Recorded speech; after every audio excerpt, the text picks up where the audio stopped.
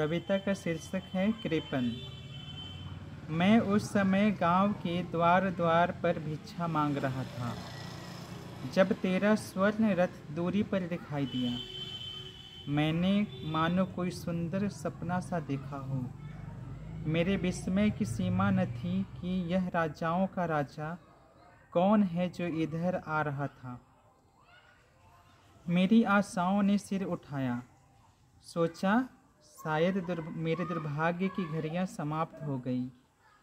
मैं वही खड़ा हो गया और सोचने लगा, कब रथ की धूली में स्वर्ण मुहरे गिरेंगी और कब राजा के हाथ भिखारियों की झोलियां भरने को उठेंगे। वह रथ अचानक वहीं ठहरा जहां मैं खड़ा था। तेरे नेत्र मुझसे मिले तो मुस्कुराता हुआ रथ से नीचे उतरा। मैंने सोचा, मेरा भाग्य सूर्य अब उदय होने ही वाला है। तब अचानक तूने मेरे पास आकर अपना दक्षिण हाथ मेरी ओर बढ़ा दिया और कहा, मुझे देने को तू जो लाया है दे दे। कितना विचित्र उपहास था। एक राजा ने भिखारी के सामने भिक्षा के लिए हाथ फैलाया था। मैं कुछ देर विस्मय मुग्ध खड़ा देखता रहा, फिर अपनी झोली से चावल की सबसे छोटी कनी निकालकर तेरे हाथ में रख दी। किंतु मेरे आश्चर्य की सीमा नहीं रही जब दिन ढलने पर मैंने अपनी झोली खाली की और देखा कि मेरी झोली में पड़े चावल की कनियों में एक कनी सोने की भी थी।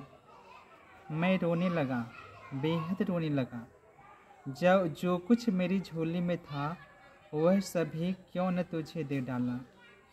तो ये कविता रविन्द्रनाथ टैगोर की पुस्तक गीतांजलि से है, जिस बुक के कारण उन्हें नोबेल पुरस्कार मिला। तो इस कविता में कवि ये कहना चाहते हैं कि कैसे जो मनुष्य है वो ईश्वर से ये कामना करता है कि वो उसे कुछ दे, लेकिन जब खुद देने की बारी आती है तो कैसे वो देने से बचता है, कैसे वो कृपण बन जाता है।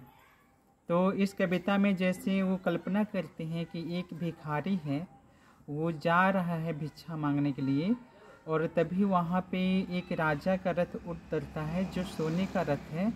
राजा सोने के आभूषण से पूरे शरीर पे लदा हुआ है राजा की, और उस भिखारी को ये उम्मीद होने लगता है कि ये राजा अगर उसे दान कर दे तो उसके जीवन के सारे दुख दूर हो जाएंगे, उसकी सारी कठिनाई दूर हो जाएगी, उसके जीवन में सुख का सूर्य उदय हो जाएगा। लेकिन जब वो राजा इसके पास आता है तो जो ये काफ़ी खुश हो रहा होता है कि हमें कुछ देगा, तो देने के बजाय जो राजा है वो मांगने लगता है कि उस भिखारी से ही मांगने लगता है कि वो कुछ दे दे। पर भिखारी बहुत कृपण होता है, वो सोचता है कि मैं खुद ही दूसरों से भिक्षा मांग करके लाया हूँ, मैं क्यों दूँ। तो उसने बहुत अपने मन पे कंट्रोल करते हुए चावल का एक दाना निकाल करके उस राजा को देता है और राजा फिर चला जाता है। बाद में जब भिखारी अपने घर पहुँचता है तब वो अपने झोले से जब चावल को रखता है तब वो देखता है कि चावल का जो एक कनी है वो सोने का हो गया है।